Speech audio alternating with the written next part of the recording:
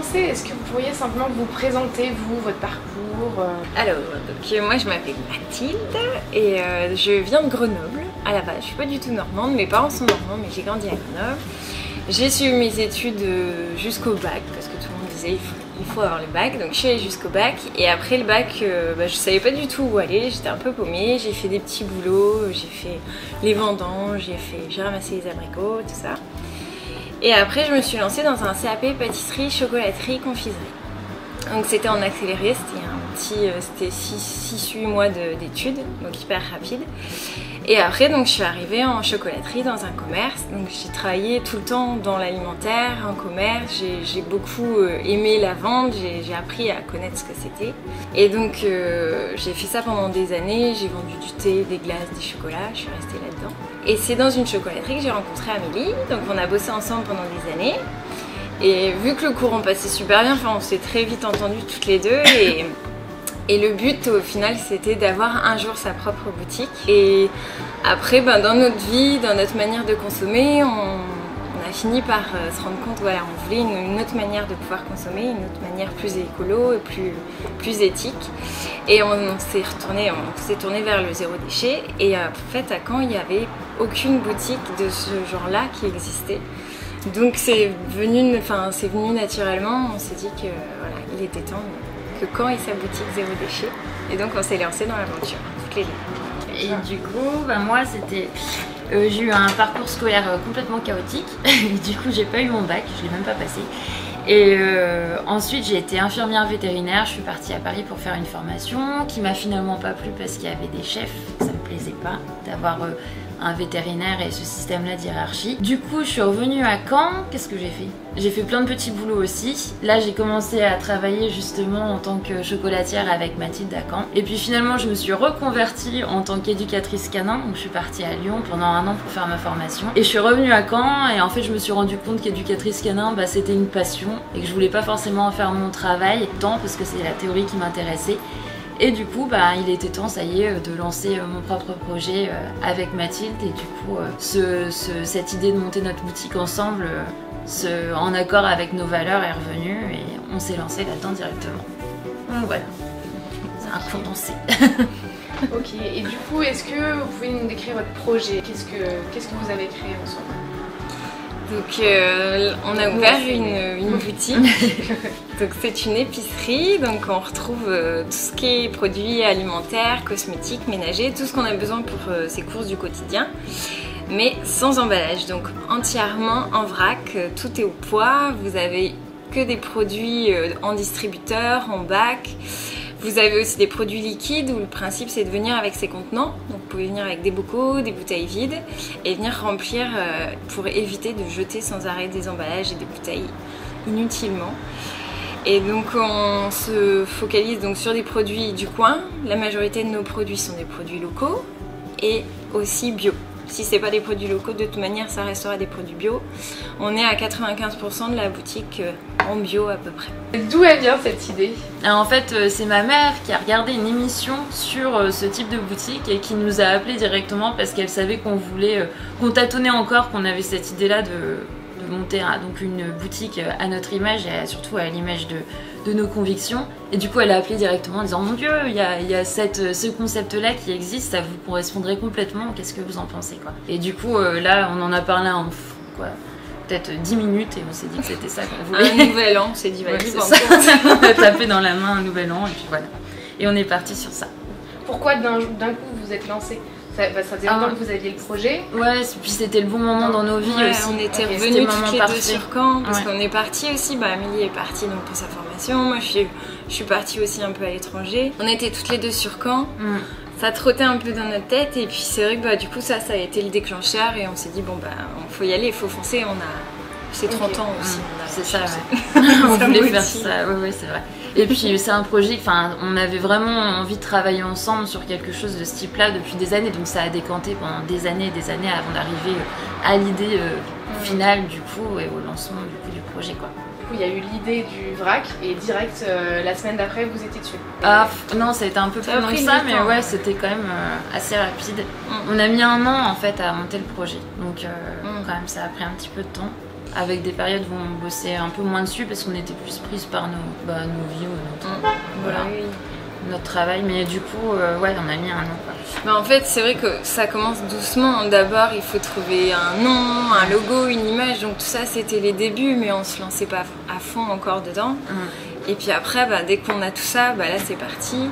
Et puis vraiment, ce qui nous a fait activer vraiment le projet et ce qui a fait qu'on allait très très vite, c'est aussi une publication de Vous trouvez quoi à Caen qui a lancé l'info comme quoi il y allait y avoir une épicerie zéro déchet qui ouvrait à Caen. En fait, ça a été le lancement de la page Facebook et on a lancé la page Facebook. Elle a été tout de suite partagée par Vous trouvez quoi à Caen. Donc à partir de là, ce soir-là, il y avait des gens qui s'abonnaient à la page, mais en chaîne, vraiment. On était devant l'écran en train de regarder et ça montait, ça montait. Et du coup, bah là, on n'a plus le choix parce qu'on s'est retrouvés avec trop de gens qui nous suivaient et on pouvait plus faire demi-tour. Donc du coup, là, ça a été donc vraiment là, le point de départ. À fond. On avait commencé avec le comptable, le banquier, et puis après, dès que là, c'est parti. Bon, voilà. De toute façon, après, quand la machine elle est lancée, elle est lancée. Donc, c'est ça. Bah, là, il y avait du boulot. Et donc pendant un an, vous faisiez ça en même temps que votre boulot d'avant? Ouais, bah Mathilde, moi j'ai quitté mon travail, toi tu continues à bosser à côté en plus. Et ouais, on a pas mal travaillé dessus. C'était une sacrée année, ouais. Amélie a passé son permis, j'ai acheté une maison, j'avais du boulot et on montait le projet en même temps. Ouais, c'était un peu... Putain, intense. Ouais, c'est vrai, c'était une bonne année. Est-ce que vous avez rencontré des difficultés pendant cette année-là? Non, ce qui est un petit peu dur au début, c'est d'envisager, de trouver une marche à suivre quand c'est la première fois. Je pense que pour une deuxième entreprise, ça doit pas être si difficile, mais pour une première fois comme ça, en fait, on a l'impression d'avoir une montagne de choses à faire et on sait pas vraiment par où commencer, quoi. Et c'est ça qui est un petit peu difficile au début. C'est grisant et difficile à la fois, on sait pas trop. Et le coup le plus difficile qu'on ait eu, c'est peut-être d'apprendre qu'il y avait une épicerie, enfin un comptoir du vrac qui avait ouvert autour de Rouen. En fait, tout s'est fait en même temps. Nous, on a lancé la page Facebook et lui, il a ouvert sa boutique. Donc, on ne l'avait pas vu avant. Et après, vu que c'était juste à côté, on s'est dit qu'on ne pouvait pas garder ce nom-là, qu'il fallait qu'on change. Donc, c'était rechanger tout parce que nous, voilà, pour nous, le nom, c'était ça. On avait déjà un petit peu... c'était ancré maintenant. Et donc ça a été de faire, trouver la solution, comment on allait pouvoir changer le nom, amorcer ça, amener ça de manière à ce que ça passe quand même et que les gens soient pas trop perdus. Donc ça c'était un petit coup dur au début. Mais... Et en plus ça arrivait en plein financement participatif. Donc on avait lancé le financement, on avait la page sur Zest du financement participatif et on ne pouvait pas se permettre de changer de nom pendant ce temps fort-là du projet. Du coup, c'était un petit peu dur. Mais on a trouvé la solution en se disant qu'on allait faire voter les gens, comme on avait déjà une jolie communauté de gens qui étaient vraiment intégrés dans le projet, déjà qui se sentaient actifs. Du coup, on les a fait voter et en fait, ça s'est retourné en force parce que ça a encore plus investi les gens qui nous suivaient. Le fait de choisir eux-mêmes le nom de leur boutique de vrac à Caen, quoi. Et au final, la maison du vrac, c'est carrément mieux. C'était quoi avant? Le comptoir du vrac. Ouais. Et la maison du vrac, c'est vrai que finalement, ça aurait peut-être pas été si bien. Ouais. La maison, ça fait plus chaleureux. Ouais. C'est vraiment, les gens rentrent comme à la maison, quoi. Et c'est ce qu'on voulait absolument. C'est cool. Mais est-ce qu'à un moment, vous avez eu envie d'abandonner votre projet? Non. Bah non, à aucun moment, en fait. Ouais. À partir du moment où on s'est dit que c'était parti, il n'y a pas eu un seul moment. Non. En fait, c'est devenu évident en fait qu'on voulait faire ça et que ce serait ce serait ça, c'est notre boutique. Puis c'est quand c'est quelque chose que tu rêves depuis des années et que tu t'y mets, tu vas pas faire marche arrière. C'est parti. T'as juste une hâte, c'est de finir et d'arriver à faire ce que t'avais envie. Et puis ça a été relativement simple et naturel aussi de se mettre sur ce projet-là. Donc du coup, on n'a pas eu trop l'occasion de se poser la question en fait, comme il n'y a pas eu, à part cette histoire de nom vraiment de coup dur. On était juste contente. Et à l'inverse, du coup, quels sont vos points forts? Est-ce que vous pouvez nous dire vos points forts à vous deux dans ce projet-là? En fait, c'est qu'on est deux, donc c'est super parce qu'on se complète vraiment bien. Et ça, on l'a appris au fur et à mesure en travaillant sur le projet, en montant le projet.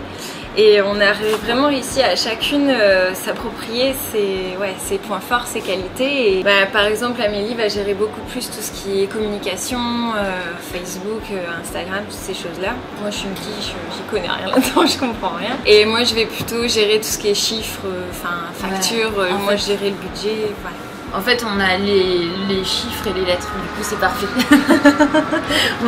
C'est vraiment comme ça qu'on se partage les choses, quoi. Donc c'est très très bien. On se complète bien comme ça. Et puis ce qui est chouette, c'est que ça s'est fait naturellement en fait. Chacune s'est tournée vers ce qu'elle préférait faire et donc ça tombait très bien. Donc votre point fort, c'est votre complémentarité. C'est ça. Ouais, et puis notre amitié aussi, c'est vraiment un point fort aussi ça. Je pense que on peut pas monter une boutique comme ça avec n'importe qui. On passe tout notre temps au travail. Au final, on travaille énormément, on passe énormément de temps toutes les deux. On doit se mettre d'accord sur beaucoup de choses. Enfin, faut vraiment bien s'entendre, quoi. Vous parlez beaucoup, vous dialoguez tout le temps, vous débattez tout le temps quand vous n'êtes pas d'accord. Ah ouais. Ouais. C'est la base. Il n'y a pas beaucoup de désaccords, cela dit. Ouais. Pour l'instant, c'est ça. On fait chiffouille. Si ça se trouve, on va se taper dessus dans 2 semaines. Mais non, il n'y a pas beaucoup de désaccords. On se met vite d'accord, c'est fluide, ça va vite. Ben, on a les mêmes envies aussi, on arrive souvent on veut les mêmes choses, donc forcément ça va, ça coule, c'est bien. Est-ce que vous avez des anecdotes joyeuses, rigolotes à nous raconter sur votre expérience depuis le début du projet? Si, les cerises. Ah oui, c'est drôle ça. Vas-y, raconte l'histoire des cerises. En fait, pour le mobilier, donc tous les distributeurs qu'on a ici, c'est Mobilewood. C'est une entreprise qui est du côté d'Auxerre. Et donc, on s'était dit, on va faire un week-end, on prend la voiture, on va aller voir les mobiliers. Comme ça, on choisit ce qu'on veut. En plus, c'était de l'occasion, donc voilà, il fallait qu'on sélectionne ce qu'on choisissait. Donc, on a fait la route, on arrive par là-bas et il y avait plein de camions qui vendaient des cerises, enfin des agriculteurs qui vendaient des cerises. Soif en plus. Donc, on se fait plaisir, on s'achète un énorme sac de cerises. Et on arrive à l'usine pour voir les meubles. Et donc on arrive avec notre sac de cerises, il faisait super chaud, on voulait pas le laisser dans la voiture. Donc on arrive avec le sac en disant est-ce qu'on peut le laisser? Sauf qu'il a pas compris et le mec l'a pris pour un cadeau, donc il s'est barré avec nos belles. Et nous, c'était notre trésor, quoi, après des heures de route et tout ça. Et il nous a volé notre sac de cerises. Voilà, c'est une anecdote. Oui, il y a aussi quand on a le panneau qu'on met à l'entrée, là. On a un panneau qu'on met devant le magasin. Et en fait, il y avait 2 panneaux, un plus petit, un peu plus vieillot, et un tout neuf, un grand. Et donc on n'a pas réussi à se mettre d'accord, donc Shifumi, c'est une très bonne solution. Quand on a fait Shifumi, j'ai gagné, et au final je voyais la tête d'Amélie complètement dépitée. Donc j'ai dit bon allez, on prend le grand. Du coup, on a un grand qui finit par être vieux et usé, donc on s'y retrouve, ça finit par passer. Qu'a dit votre entourage au moment d'entreprendre le projet? C'était plutôt positif. Après, ouais, c'était plutôt positif. C'était ma famille, là. Enfin, je parle de ma famille pour le coup. Mais du coup, ouais, ils étaient super contents qu'on se lance enfin dans ce projet-là. Et puis, c'est des valeurs qui leur parlent aussi énormément, donc ils étaient fiers. Enfin, c'était bien, ils nous ont super bien accompagnés, notre entourage. Elle était super, quoi. Ils ont tous été super. Moi je sais que j'ai attendu avant de le dire, tant que c'était pas sûr en fait, tant qu'on n'avait pas tout, je suis du genre à y croire quand c'est vraiment signé quoi. Donc avant que tout soit fait, je l'ai dit vraiment aux personnes très très proches, mais pas à toute ma famille, et donc j'ai attendu vraiment que tout soit sûr pour l'annoncer. Et ça a été super bien accueilli, tout le monde était très content, on a eu beaucoup d'aide de la famille. Ouais, on a eu énormément de soutien de la famille, des amis pendant tout le montage du projet, pendant les travaux aussi. C'est important ça. C'est vrai que notre force aussi, c'est d'avoir été entouré avec beaucoup, que ce soit les amis ou la famille, on a été entouré avec des personnes qui ont pu vraiment nous aider, qui nous soutenaient vraiment. Et donc le projet, on l'a fait toutes les deux, mais on l'a fait aussi avec toutes ces personnes-là. Qu'est-ce que ce projet a changé dans votre vie? De tout. C'est super d'avoir sa propre boutique, c'est-à-dire que tout décider, c'est une liberté totale qu'on a, parce qu'on peut vraiment proposer les produits qu'on veut, les présenter comme on veut, on peut faire absolument tout ce qu'on veut. Et en même temps, ça nous permet aussi de découvrir des gens, c'est hyper épanouissant en fait. On passe notre journée à défendre des convictions qui nous sont super chères, à parler avec des gens on a des super clients, quoi. On a vraiment des clients adorables, à chercher les bons producteurs, les petits producteurs passionnés du coin, à les rencontrer, à goûter des bons produits. Enfin, on fait le métier idéal, c'est parfait. Donc ça a changé pas mal de choses au final.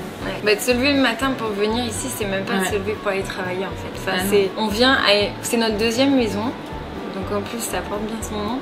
Et on travaille dans un cadre qui est super avec toutes nos valeurs sont réunies, on est toutes les deux, enfin entre copines, c'est plus du travail, c'est hyper agréable, donc ça change tout.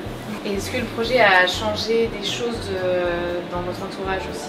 Est-ce que ça a changé pour eux? Moi je sais que dans mon entourage, sans forcément prêcher pour ça, en fait les gens de venir, enfin juste de rentrer dans la boutique, de voir comment c'est, de voir comment les gens peuvent faire pour consommer autrement, et bah c'est d'eux-mêmes en fait, ils se sont lancés, ils ont commencé par prendre un petit pot avec des petits céréales pour le petit déjeuner, puis au final bah, ils sont revenus avec 2 petits pots, 3 petits pots, et après ils ont testé d'autres produits, et petit à petit en fait on sent que bah, ils se rendent compte qu'effectivement c'est possible et que c'est hyper agréable de faire ces courses ici. Donc ça c'était chouette, parce que c'est vraiment ce qu'on voulait en fait, réussir à faire venir des gens qui sont pas dans cette démarche là, qui voilà, ne voyaient même pas une autre manière de faire, et de les faire venir et qui se rendent compte que c'est possible et que c'est super sympa en fait. Est-ce que vous avez fait des belles rencontres dans le Plein. Des quantités de belles rencontres, ouais. Bah, tous nos producteurs, enfin, c'est fou, on doit être à une soixantaine de producteurs là différents maintenant. On en rajoute tout le temps en fait, et on est tous, bah moins depuis qu'on a ouvert, on a moins le temps, mais avant l'ouverture, on a vraiment pris le temps d'aller tous les voir, de découvrir leur manière de faire. Enfin, du coup, on a appris énormément de choses, et puis on a fait des super belles rencontres. Les gens maintenant, enfin ouais, nos producteurs, les gens qui gravitent autour de nous, c'est des sacrément belles personnes. C'est vrai, on a de la chance. Notre banquier, il nous a super aidés, il nous a soutenus. C'est pas souvent qu'on peut dire ça. C'est vrai. Ouais, mais c'est parce qu'on est passé par la nef. Bah, on peut pas dire ça à tous les banquiers, attention. Voilà. On peut dire ça de la nef. C'est ça, la nef seulement. Guilhem Renaud. Bah, en fait, ça permet de se rendre compte que bon, la banque, voilà, on pense qu'on en veut, mais bon, chacun aussi a ses opinions. Mais la nef, elle retrouve vraiment l'utilité d'une banque, une vraie banque. L'argent est fait pour financer des projets comme ce projet ou comme plein d'autres projets, mais qui ont vraiment une utilité pour tout le monde, et pas juste pour certains, et pas pour faire des actions en bourse, pour faire des placements. Tout ça, ça fait se rendre compte qu'on est plein de petits acteurs, plein de petits groupes, mais tous ensemble on peut faire beaucoup de changements. Est-ce que vous avez un modèle en tête, une personne inspirante? Ça peut être votre maman, ça peut être Jacques Chirac, genre, ça peut être qui vous voulez. Ah bah ouais, bah on en a pas mal au final. La famille Zéro Déchet. C'est la famille qui a écrit le bouquin là, qui est super sympa. C'est une famille qui est vraiment a réussi à changer son mode de fonctionnement, et ils ont l'air hyper épanouis. Enfin, c'est une famille qui sont simples, qui vivent simplement, et ils ont réduit voilà, tout ce qui nous encombre de superflu, d'accessoires inutiles, et du coup c'est une famille qui donne envie d'être comme elle, quoi. Ouais, c'est vrai. Mais il y en a pas mal, il y a Pierre Rabhi, il y en a pas mal après des gens, Clarisse Sapling, Nicolas Estes. Il y en a plein après des gens qui sont inspirants du coup. C'est vrai. Après là, oui, il y en a quand même beaucoup. C'est pas facile de donner tous les noms. Et pour terminer, est-ce que vous auriez un petit mot pour ceux qui voudraient se lancer dans un projet similaire? Bah allez-y, hein, faites-le. C'est une bonne idée. Et après, il faut savoir que c'est beaucoup de travail. Mais c'est un super projet en soi, c'est vraiment un super projet. Et puis on a vraiment cette sensation là d'être utile du coup pour la société, pour l'avenir, pour tout, et ça n'a pas de prix, quoi. Puis il faut y croire. Si en face on a des gens sceptiques, bah, il faut justement défendre son projet, et il faut foncer. Faut pas baisser les bras à la moindre remarque, parce qu'il y a toujours des gens qui vont nous dire bon bah, c'est bien beau de rêver, ou oui c'est bien, mais tout le monde veut faire ça. Et pas pour autant que toi tu y arriveras. Bah là faut y aller, faut montrer que si tu veux, tu peux le faire. Juste en fait d'ouvrir les yeux sur tout ce qui est dit sur l'environnement, je sais que des fois ça peut être chiant de voir des vidéos où c'est hyper alarmiste, hyper pessimiste, où on se dit le monde est foutu et tout. Mais justement c'est en voyant ces choses-là qu'on prend conscience, et en regardant aussi les possibilités qui s'ouvrent à nous, bah, c'est comme ça qu'on fait changer les choses. Donc effectivement, voir que y a des îles de plastique, se renseigner sur ces choses-là, ce qu'on achète dans les courses de notre quotidien, où est-ce que ça finit, si ça finit vraiment, si c'est recyclable ou pas, et prendre conscience de tout ça, voir les vidéos sur les changements climatiques. Il faut vraiment ouvrir les yeux et pas mettre des œillères. Et après, se dire qu'il y a des changements possibles, pas être pessimiste et voir d'autres films ou d'autres documentaires ou même rencontrer d'autres personnes qui donnent juste envie de se bouger en fait et de réagir. Oui, pas croire que soit tout seul on n'y peut rien en fait, on peut rien faire. On peut tous faire quelque chose à notre échelle quoi. Vraiment. Faut pas se déresponsabiliser en se disant mais moi de toute façon je peux rien y faire face aux entreprises ou aux politiques. Moi tout seul je suis rien. Mais en fait si, on est énorme, on est tout en fait, si on est beaucoup. Donc si vous voulez savoir par quelles étapes on est passé pour monter le projet, si vous aussi vous avez envie de vous lancer, suivez le lien. En dessous. Sur le côté. Qui est où vous voulez.